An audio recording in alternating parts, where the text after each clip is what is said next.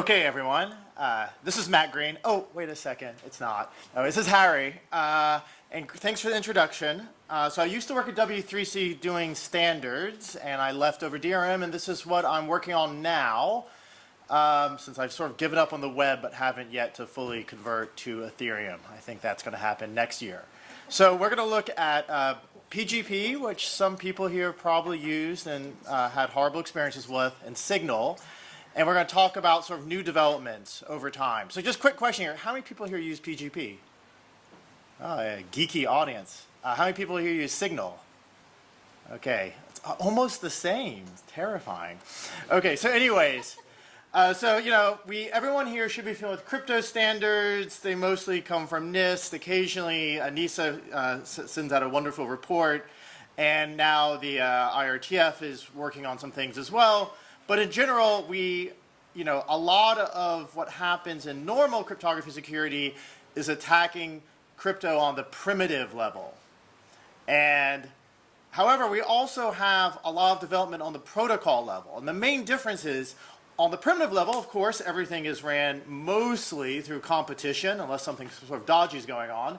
But on the protocol level, it's an open collaborative process with wide review and working groups and chairs, and everyone can say how they feel on a mailing list or sometimes in meetings.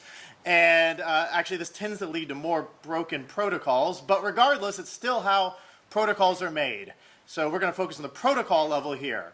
And I just want to repeat, another big difference on the protocol level is that most protocols come, you have lots of government standards around sort of primitives, and these either through competition or if you're unlucky, the ITU, where you have to be a government representative to be in the room.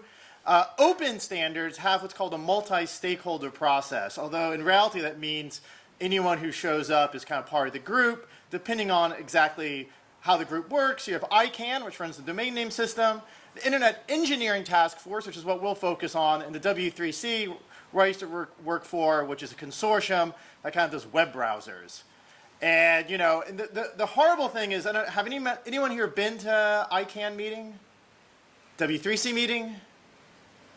Okay, one. Okay, IETF meeting. Okay, much better. Anyways, it gets, the longer you spend at these meetings, the more terrifying the state of the internet becomes, because you realize, there's only 8 root servers, a 128-bit DNS set key.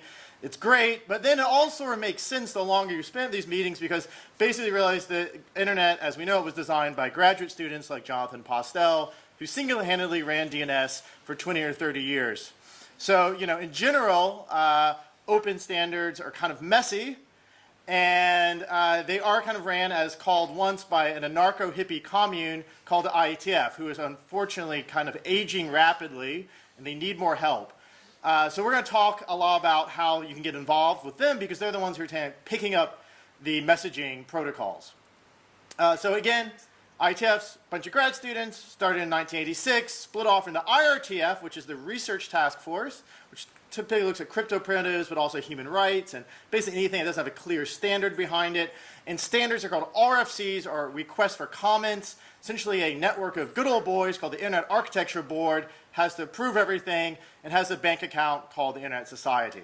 Now, the great thing about the Internet is that we have slowly managed to encrypt it, despite it being a total catastrophe in the beginning. So Vint Cerf in a Google Hangout did point out that he worked with the NSA on the design of a secured version of the Internet. Because it was classified, we couldn't share it. I really wish I'd used strong crypto authentication. Luckily, even though Vint can no longer help us, we have Adrian Perrig and other people. But you can see, in general, that for every Internet standard that we use, there's like a 4 or 5 year gap, or maybe 10 years, before the initial version comes out and an encrypted version comes out. However, and so we see this gap even with email messaging, which is going to be our focus. So you see that the shortest gap was between HTTP, 1997. Tim just kind of didn't know about crypto at the time. And TLS, whose first version was hacked together by Netscape in 99. But with email, came out in 1982, and it took almost 9 years for a standard to develop. And why did it take so long? Well, it's a long story. So when RSA first came out, Ron Rivest decided that email was going to be the first use case. He even made a demo encrypted email program, but when we showed it to his corporate heads at RSA, they said there was no market. So regardless of Phil Zimmermann, who had some associations with, I think, peace activism, among other crazy things, created pretty good privacy in 1991, but was immediately prosecuted under the Arms Export Control Act in 1993, mainly because he used giant 128-bit keys at the time rather than the 40-bit key max mandated in 1993 by Department of Commerce and I think the Army possibly. However, this led to all sorts of craziness. Attempts to sort of get PGP immediately spread on the internet. It was hard to stop. Adam Back put it on a t-shirt. People, MIT Press put in a textbook. It kept getting out there. In 1995, Daniel Bernstein famously took his Snuffle system to the Ninth Circuit Court of Appeals in the USA to try to get academic publishing of crypto as free speech, and it finally came of age in 2003 with the Younger case. But regardless, even though it was a mess coming out, and this sort of explains why the standard is so messy, it was posted with source code on the internet and therefore could not be stopped. And there was a lot of mess. I think at some point Nadia asked, why does PGP use El Gamal? Well, it's because at a certain point PGP was sold to a company, or PGP Corporation merged with ViaCrypt, and they had to find non-patented crypto, so they ended up using DSA and El Gamal because RSA kept threatening with patent licensing issues. However, there was huge mistakes made in PGP. So essentially the deal between ViaCrypt and Phil Zimmermann was that Phil Zimmermann got the odd numbers and ViaCrypt got the even numbers of PGP, an interesting numbering scheme. So you ended up with this bizarre situation where ViaCrypt's PGP4 was superseded by Phil Zimmermann's PGP3, which, you know, it just became messier and messier. No one knew what cipher suites they were using. Eventually, Phil gets very frustrated and says, let's stop trying to make money and just create a standard. And they created probably one of a cutting-edge standard for maybe the late 90s, but a standard that has not aged well at all. Great, amazing cipher suite selection, SHA-1 for hash, triple des, PKCS 1.5 for the Blankenbecker's attack included. Really, probably the worst possible cipher suite collection you could possibly choose, and after about 10 years they eventually got the NIST curve in there. But regardless, you got an OpenPGP standard through that anarcho-hippie commune, the IETF, and PGP as a company started to get acquired and I think is possibly still around, and most people just simply know GPG, which is the free software implementation of OpenPGP. Now, how PGP works is not so bad. I mean, okay, the cipher suite was sort of not so great, but regardless, your general thing is plain text is signed, and then step 2, possibly a bad idea, but bandwidth is expensive then, message gets compressed. You basically have a K, which is your key for symmetric encryption, and then that sort of symmetric encryption key is sort of asymmetrically encrypted with the long-term keys of the rest of the PGP users and then coded to each recipient. So, you know, it's not so complicated, but it has lots of problems. So, of course, how many people here have heard of the crime attack on TLS? Okay, so you can more or less do the same thing on PGP if you have a lot of spare time, which is you should not use GPG to encrypt your files, by the way. It's one interesting side effect of this is essentially, you know, compressing a message leaks bits about the message, like the size. You can eventually get the whole key, and that's no longer best practice in either messaging or TLS. Perhaps even more disturbingly, there is no sort of guidance on encrypting and signing or signing and encrypting, and everyone just kind of does whatever they want to, and none of the headers are authenticated. So this means you get surreptitious forwarding attacks. So I could email, this is from Alfredo Peranti brought this up, but I could email Kenny Patterson, I would like you to, you know, great work, let's work on a paper together, but you could forward that to Carmela and she would be confused, I would never know. So headers are unauthenticated. There was attempts to fix this with a mess of standards called DKIM for domain keys, but they kind of only managed to work on domain name level, not the username levels, primarily spam prevention by Gmail. Even worse is the key server. So one of the great things about OpenPGP, which is why it still has many fans in Germany, is that it's decentralized. But one of the problems with it, so they set this key server by Brian Lamacchia, now Microsoft, and it was great, and you could kind of sign people's keys to show who you trusted. So a little bit of a privacy invasive way of dealing with it. But the fact of the matter is there's no authentication of the name or the email address, anything. So basically anyone can upload anyone's keys to any key server and it will get synced around the world. So if you get Bill Gates' key, it goes to, hilariously enough, Joey Ito, who put that up to make a point and still gets occasional encrypted mail to Bill Gates. So, and as everyone knows, completely unusable key management, very collective papers written about it. No one can verify keys. Users don't understand or use Web of Trust. It's sort of a mess. And this giant mess around PGP, this is the diagram. I assume people here have seen it, but if you haven't, it's just amusing to look at. This was drawn, I assume, in Microsoft Paint, maybe GIMP, by Snowden to attempt to explain how to use PGP to Glenn Greenwald. And eventually, Glenn just gave up, and they had to mail it on a USB stick. So, okay, so generally, PGP has been like 20 years of horrible usability failures. So from this EC project I'm with on Camella, this wonderful German fellow, Holger Kreckel, and his friends have started the AutoCrypt effort, which is next generation PGP. You know, we're going to code first, not going to bother with all these boring IETF rules and people with massive beards. We're going to basically email, and the realization behind this is sort of an interesting realization, which is that large service providers don't change, but there are really only a few PGP email clients. You know, Thunderbird, K9 with Keychain. So if we change these, we can really change the standard. And the essential key is that, you know, a lot of the confusions, including the EPFL kind of slightly overhyped hack on PGP, is because essentially the standards were terrible, MIME types are undefined, keys come as attachments, it's just a sort of a general mess. Why don't we just put everything in the headers, which is exactly what they do. So AutoCrypt just adds new headers, talking about encryption preferences. Do you prefer an encrypted email? Do you not?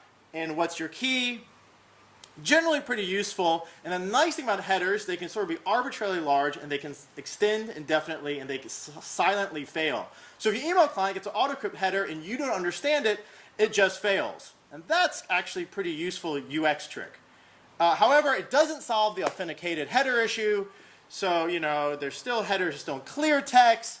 There's a number of obvious hacks to sort of sort that out. You could sort of add authentication to the headers, but you know, maybe those, then you could have those headers just be stripped, so that's kind of silly. So we could just move the headers into the body. It prevents another level of UX issues.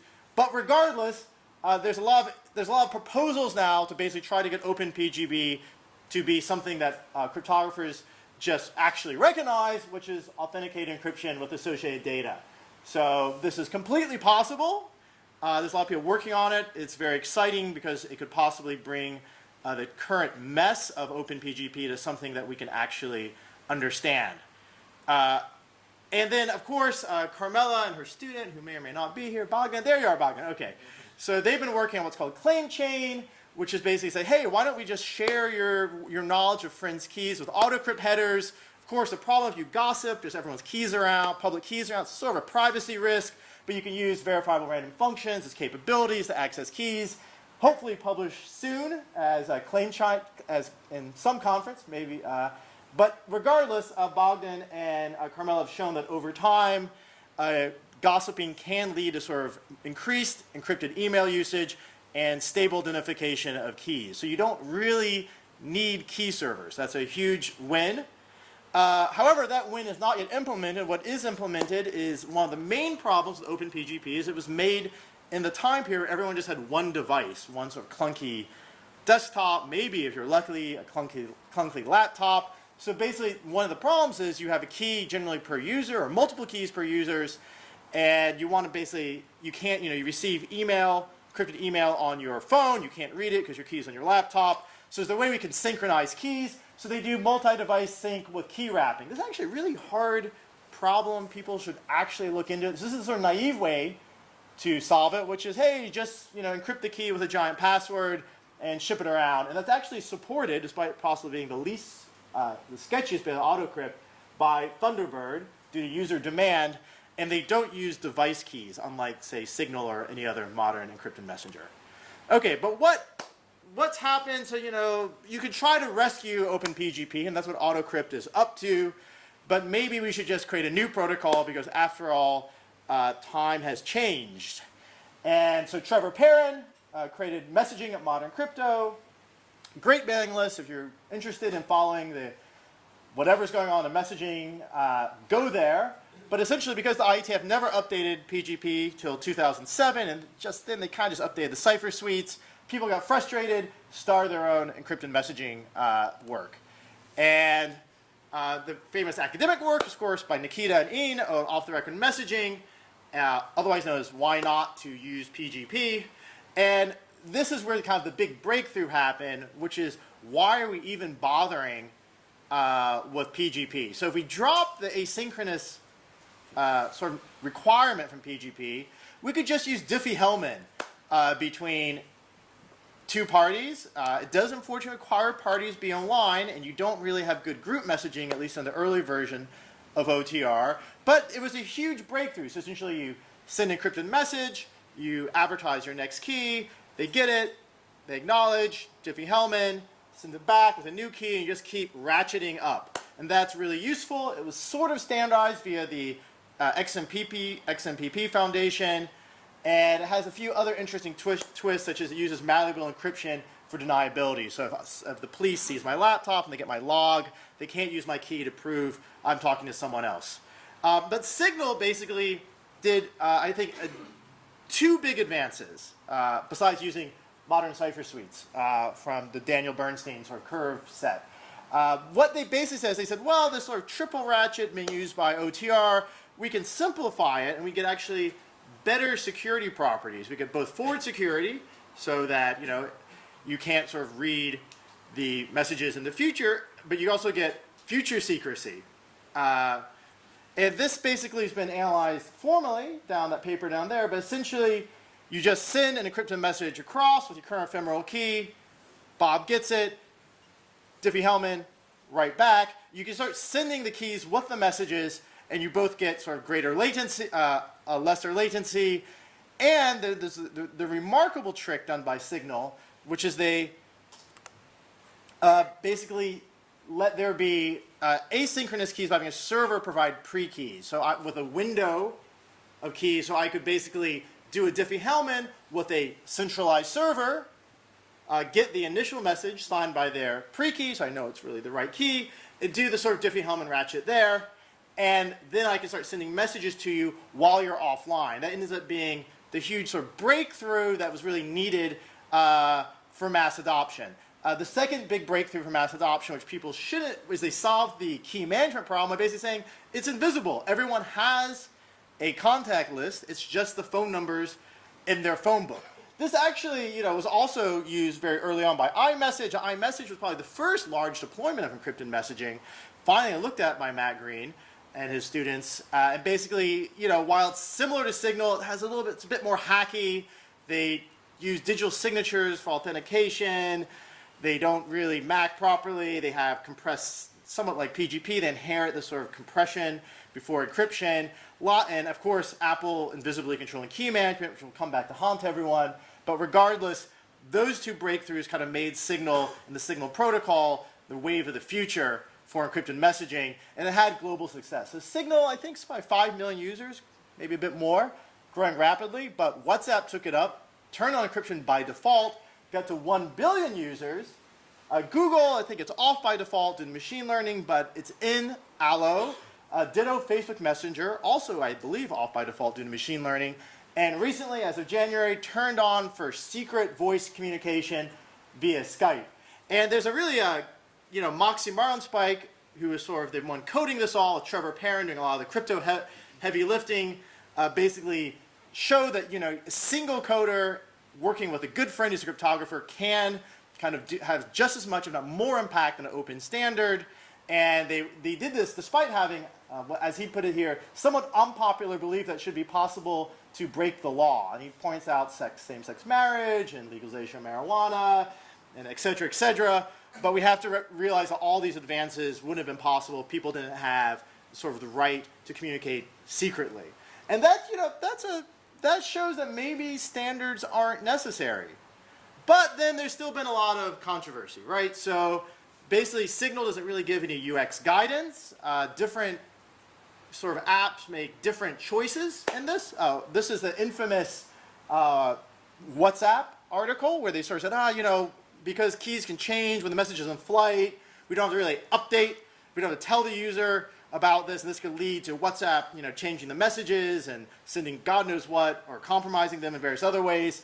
And that is unlikely, but true. But essentially, the security academic community sort of revolted, saying this isn't really a flaw. It's definitely not a flaw in the protocol. It's a flaw in the user experience, and a somewhat unlikely one at that. However, it just came out yesterday that it actually is used. So in Lebanon and lots in the Middle East, people, slowly moving from Viber to WhatsApp, and lots of people registering, and they like the encryption by default. A lot of people argue against phone number registration, and we'll go back to that. But regardless, an SMS code with authentication code can be sent. And we're seeing our first cases of both phishing for SMS codes. So someone sends, they get your phone number, they register you to WhatsApp or another encrypted messenger like Signal.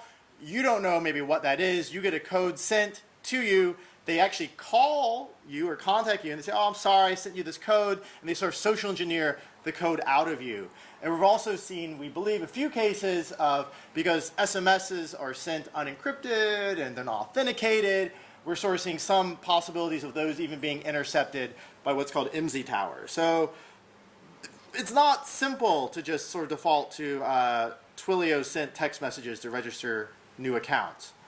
And it's still unusable. There's been some good usability studies basically saying, even though we're trying to make it easier for people to verify key material by verifying fingerprints, people don't actually do it. I would say it seems like most users don't bother. A large percentage gets confused. There's a very excellent work in EuroUSEC on this. But what we discovered in a recent user study is that actually, while it's true, most kind of low-risk users don't bother to check the codes and verify fingerprints. In reality, high-risk users tend to verify them, but what they do is rather than scanning the fingerprints, they either track them down physically, they call using different medium, and just simply ask people if their phone changed, did you reinstall Signal, these sort of things. So it's interesting. Sorry. And then you still have this lot of critique around Signal being centralized because ultimately it still controls the pre-keys for the first message. And this, of course, you do have essentially trust on first use paradigm. You could imagine the Signal server is malicious, sending you sort of wrong first messages, fake registrations, all sorts of terrible things. Luckily, people trust Moxie, Marlinspike, but still an open problem how to do it transparently. Connix from Millar and Bonneau, it was a sort of interesting attempt to say, well, let's have a centralized server, but let's use sort of blockchain technology, at least a centralized version of a Merkle tree, to basically allow people to check their keys, and that's been implemented by Google and Google Key Transparency. So it's an interesting question. You see there's a lot of debate from various secure messaging protocol designers about what users, what they actually want. Do users want deniability? Do they actually check, do they verify fingerprints? Is it necessary to even send the user a message when their underlying key changes? There's an excellent study of about 80 students, the largest secure messaging ethnographic study ever done by Ruba Abusama and Sasa and Bonneau and others in IEEE last year, and it's a very depressing study because it basically says everything developers know about security, users don't believe. So users can't distinguish between anonymity and privacy and encryption. They don't trust open source. They basically believe in some version of security by obscurity. They trust closed source more. They think the telephone companies are trustworthy, that SMS messages are naturally more secure than text messages, and they really have absolutely no grasp of even kind of what encryption really means. They really like seeing it happening, otherwise not sure if it happened. However, one critique of the study is that it was of mostly University of College London students chosen at random. So maybe this isn't exactly the ideal user case. So you can sort of see lots of human rights activists. We did a study on folks from Russia, folks from Syria, one, Basil Safadi, who is now currently dead.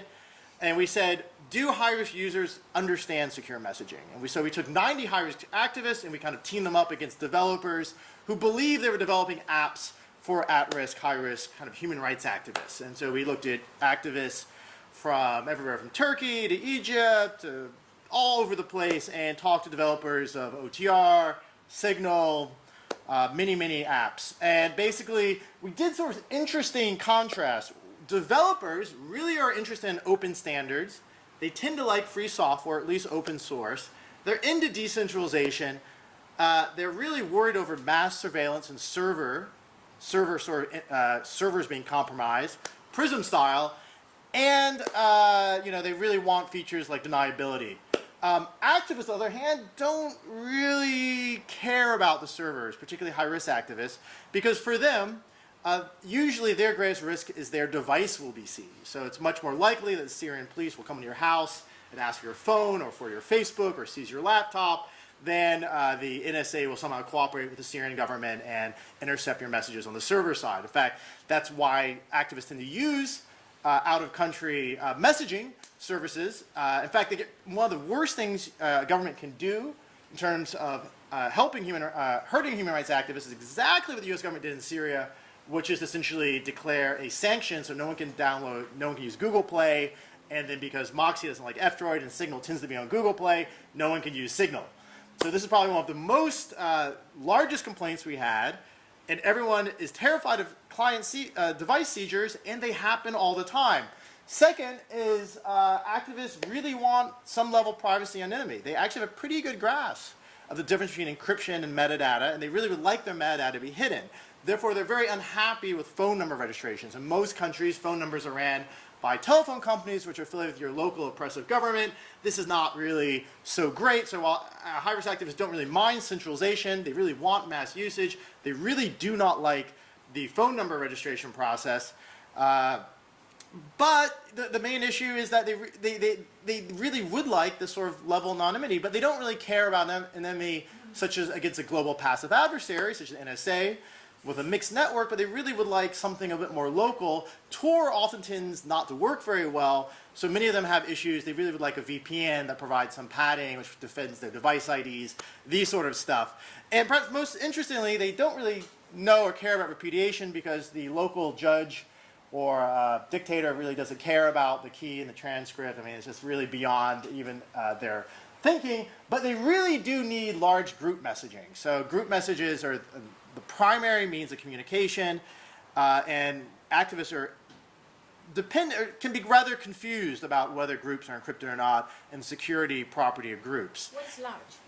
Well, I'm about to say. So it depends who you're talking. 5 to 50,000, right? So, 50,000 is more used as a broadcast in countries like Iran with some internet censorship going on. You have these large Telegram groups. 5 to 12 seems to be sort of more average for most sort of kind of more tight-knit activist groups. But essentially, group messaging does account for up to 90% of messaging. And there's a very good paper, which is not out quite yet, called More is Less on the End-to-End Security of Group Chats and Signal, WhatsApp, and Threema. But the short version is it's terrible.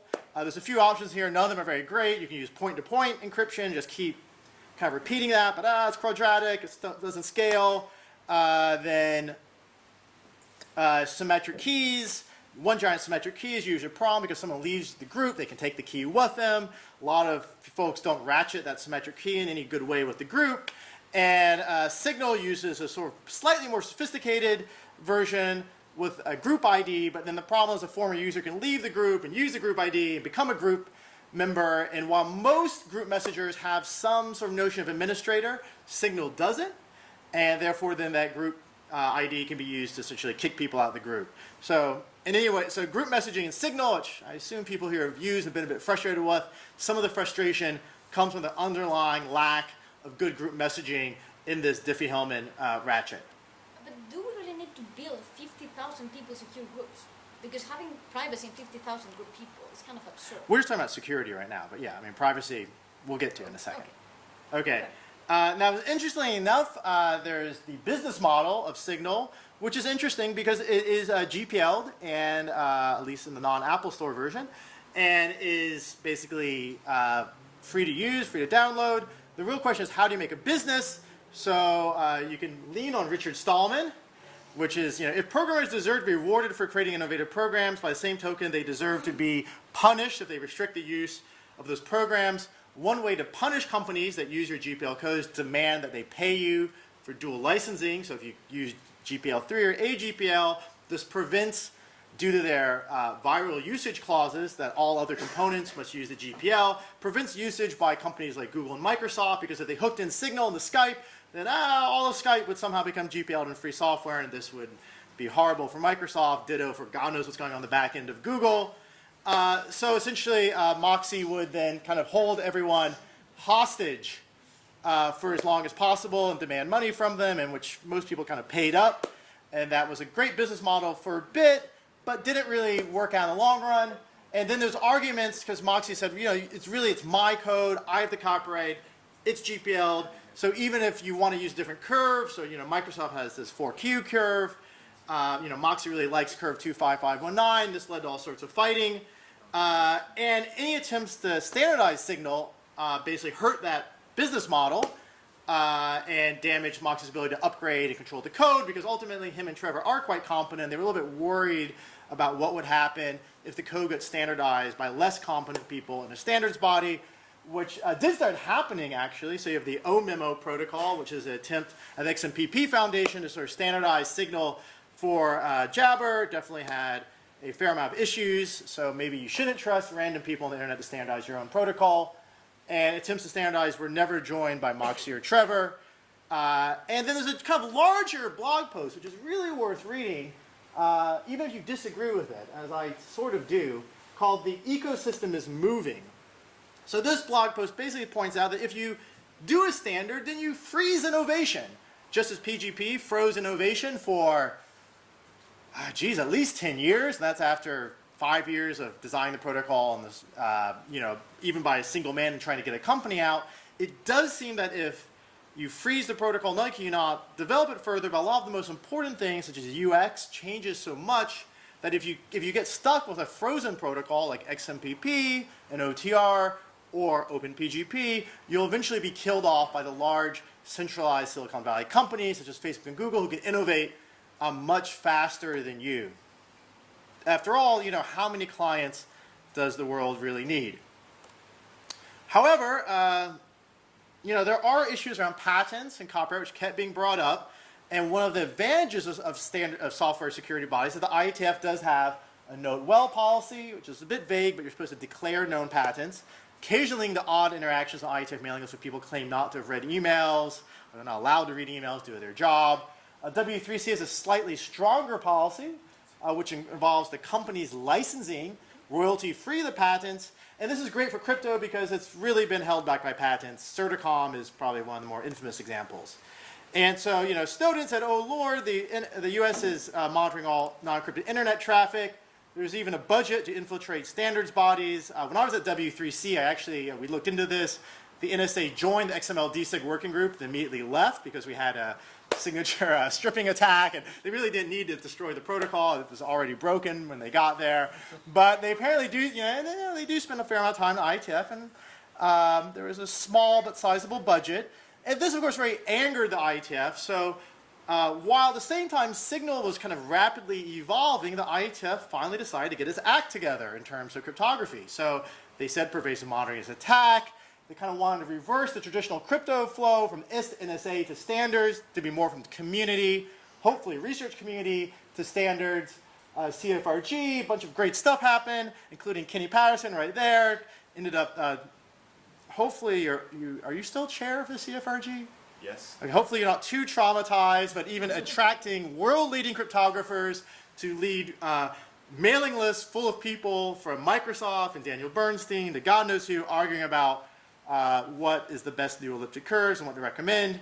But we started seeing a lot of progress in the IETF on actually using what Trevor Perrin calls modern crypto. I think eventually it was painful, but it all worked out. We got sort of slight, more or less curve 2509 and DSAs, NSA, quote-unquote NSA-free alternatives with different security levels. And now we're starting to see the payback for all this hard work.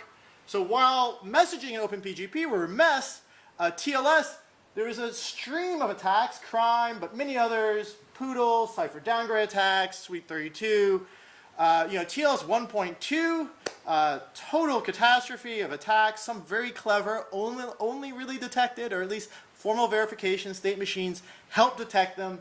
And then TLS 1.3, which just came out in 2018, actually has the formally verified version, has a state machine, modern crypto, manual and formally verified security proofs, and this led to actual changes in the standard. So while the original protocol was a giant mess and was implemented in all sorts of terrible ways, the new protocol is even more complicated, but thanks to lots of cryptographers being on board, we actually have, we believe, a very solid standard, much more solid than TLS 1.2, with a very, I would say, productive relationship between academics and Silicon Valley in pushing this out. And this has led, of course, to, I would say, a sort of feeling that maybe we should look at this group messaging problem. So this great paper came out, I don't think it's published yet, on end-to-end encryption, asynchronous group messaging with strong security guarantees. If you haven't read it, it's definitely worth reading. But essentially, papers start coming from the academic community sort of saying, let's try to look at group messaging. We know Signal doesn't do it right. And let's actually work with the IETF to develop a new standard around this. So they had what's called a Bird of a Feather meeting, which is the first meeting you have before you open a standards meeting. London last summer, it was a packed house. And companies that at least verbally agreed to implement at this meeting included Google, Facebook, WhatsApp, and Matrix.org, which is sort of adjacent XMPP federated replacement. So large amounts of Silicon Valley are actually interested in moving from Signal to a new protocol, which is rather uncreatively entitled Message Layer Security, or MLS, because TLS is the transport. And we have a charter. This charter has been approved. The working group is now officially started. And there's a few new interesting properties that people could look into from a research perspective. Membership authentication, that each participant must be able to verify the set of members of the group. That's a really interesting, great property. Work coming from Cass Krimmer's Oxford group earlier around post-compromise security is actually put into the sort of the charter. And for everyone who likes to do algorithms, scalability, including preferably sublinear resourcing to the size of the group, is put in. Now, decentralization sort of left off because no one really wants to decentralize except matrix.org, but they still want key establishment, authentication, confidentiality, standardized, but everything else is too complicated because they don't really want to standardize the standard transport layer, much less application semantics. So we have a draft. So Oxford teamed up with INRIA, with Google, Facebook, Richard Barnes, formerly Mozilla, now Cisco, and Wire. And there's now a first version of messaging layer security. So this is really fantastic.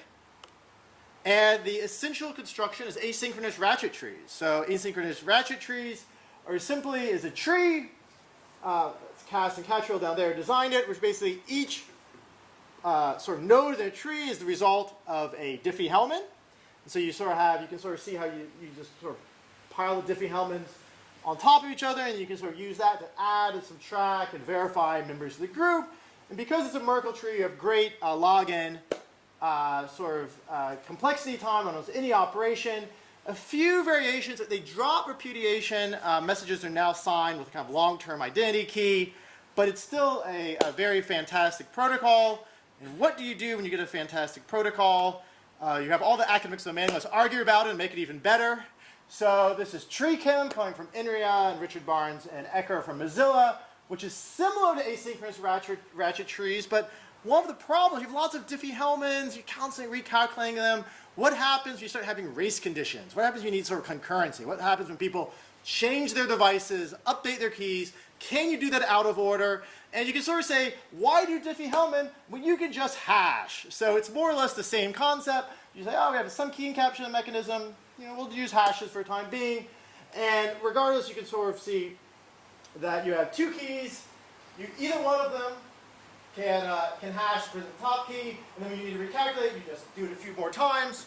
And it's a pretty excellent mechanism with even better scalability and allows you to send group messages more efficiently to subsets. So a lot going on there. If you Google TreeChem, there's no paper out yet, but there's a large mailing list discussion with a PDF attached to it, which I recommend reading. on the IETF MLS mailing list. So you can see that group messaging is a solvable problem, and that even though Moxie and friends made a huge victory in overcoming the limitations of OpenPGP, coding first, ask questions later, and work with companies later and academics later, eventually led to some problems, which has now led all the academics and a lot of the coders back into the arms of the standards bodies. But there's a lot of issues where a lot of what at least a lot of coders want isn't yet as actually explicitly out of scope for messaging layer security. So messaging layer security does assume a centralized key server with control over pre-key material. The servers need to verify device keys, maintain state. There's a group access control mechanism, which is unspecified.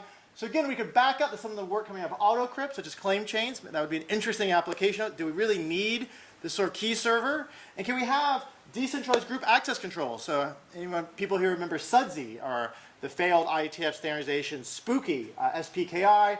Something like that may end up making a lot of sense in a decentralized space.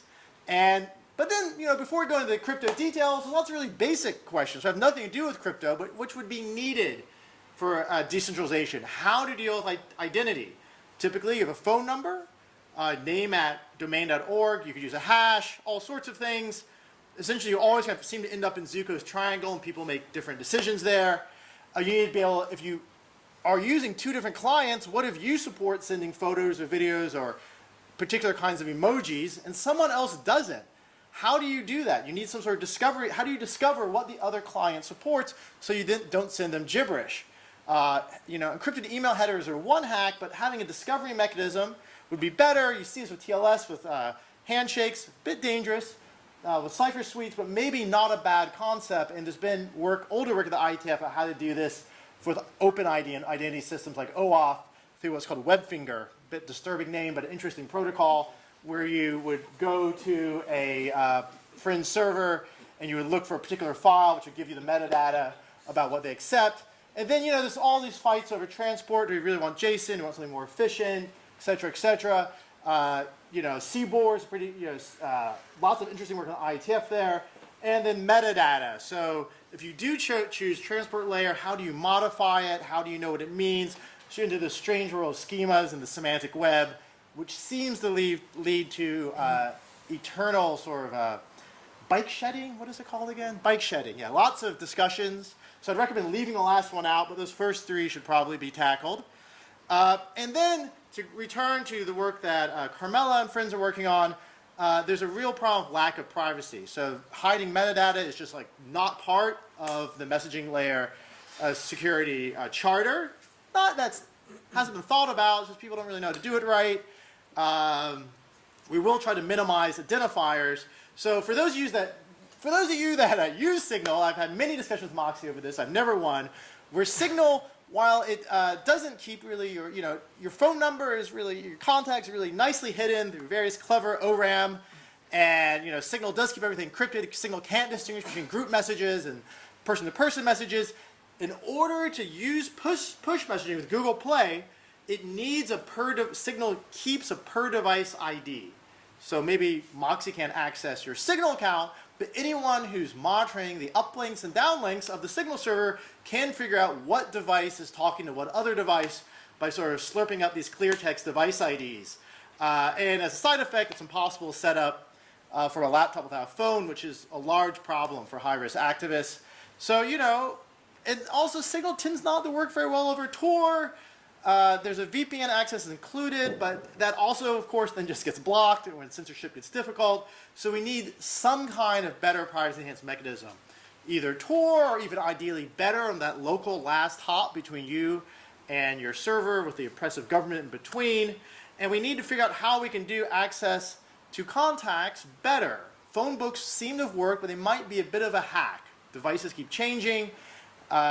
Can we do better for contact discovery and do that in a privacy-enhanced fashion? And there's just some capabilities having phone numbers for IDs. While it's great for push, it just doesn't allow, such as one-time or limited duration accounts. This is a real problem. Lots of activists, particularly whistleblowers, need this, and because they can't find that, they're forced to go back to GPG or obscure DHTs, crypto DHT privacy stuff like TOX, which people tend, and then, lots of other stuff going on. None of this messaging stuff supports post-quantum, and one thing that we're just a little brief advertisement for INRIA is up to. So INRIA is working very heavily on formally verifying messaging layer security. And what formal verification is a little bit, sometimes makes it a bit of a joke because you've just verified that your model of a bunch of English maps, has great automatically proven security proofs. But the problem is, what if your model doesn't match the code you run? And the great thing is, even though there's a vast world of proof-proving tools, things that work under symbolic model, Provery from INRIA looks a lot like Prolog, very easy to use, to computational models, EasyCrypt from India, CryptoVerif from INRIA, which really let you get the formally verified security properties that you want. The wonderful thing is we can actually now start boiling formally verified models down to formally verified code. Coq does this through synthesis. F-star can also do this by compiling down to CompCert-C or subset of JS, defensive JS, and soon WebAssembly. Cross fingers. If you're interested in seeing how you can actually take a spec with a state machine, using something that's more or less Python, a specification of the goals you want and your security properties, and then boil that down to F-star, which looks a lot like OCaml, and then all the way down to C. Look at that Hackle Star paper from last year by Karthik and friends. And not only that, but we can actually get these things fairly fast. And so here's a few open research issues. So I think messaging layer security needs a lot of work, but it's happening. Lots of people looking at it. You should look at it as well. But the Bitcoin space is a real catastrophe on this level. While everyone's obsessed with the blockchain, Ethereum and Bitcoin just use unencrypted broadcast, peer-to-peer, for everything, which luckily with Bitcoin isn't leading that many problems, which could lead to large problems of altcoins and could eventually lead to large problems of sophisticated attackers. These seem to work due to sheer scale, and the attempts to sort of repeat some level of privacy, some level of encryption on Bitcoin and Ethereum have led to designs such as Dandelion from a bunch of people. There's a new version by Andrew Miller coming out. But regardless, they essentially just end up replicating Tor. So you basically send Bitcoin messages for a few hops, which is the stem, and then Blossom. Then you do your broadcast. And none of these things are authenticated or have any actual anonymity properties. So this is a big mess. And then another big issue, which is maybe for those who prefer new exciting primitives, you can look at Q-curves and other great new curves that really specialize for low-power devices. And currently, Ben Smith is working on adding one of the great things about standards, depending on how you feel about your cipher suites, that you can sort of add new cipher suites in. So we're imagining that MLS will start being used over Internet of Things, because while 50,000 group messages sounds sort of crazy, 50,000 Internet of Things devices talking to each other actually sounds quite reasonable. You need MLS login complexity there, but you can use Q-curves and you can get pretty good performance. And last thing, the real area the research community seems to have completely ignored, which is the real thing where everyone needs help, including Signal, OpenPGP, is endpoint security and client device seizures. We don't really have good stories for backing things up into the cloud, backing things up in different jurisdictions. Phones are compromised and seized all the time. There's an old IETF saying, the great thing about transport layer security is it's like sending a message between two homeless people living on benches in an armored car. So your homeless person bench is your device, and TLS and the armored core is delivering your messages, but it's all kind of pointless because you can just compromise the device. So you want to get involved. First meeting for messaging layer security is in July. MLS@ietf.org will get you the mailing list. I outlined the decentralization and privacy issues much more in this paper from last year. And standards need your help. Paper impact is possible. Used to be unfashionable to do standards work. Now it's an easy win for lots of citations, high impact. You can get jobs doing this in actual universities and easily transition to industry if you know what you're doing. And while we have done this a few times, I do believe this standards world is slowly getting better at security. And that is either VinSurf or the architect in the Matrix knowing that we have become extremely efficient, because this is not really the 6th time, I think it's the 3rd time we have tried to encrypt the internet, so we're getting a bit better. Okay, that's it. Any questions?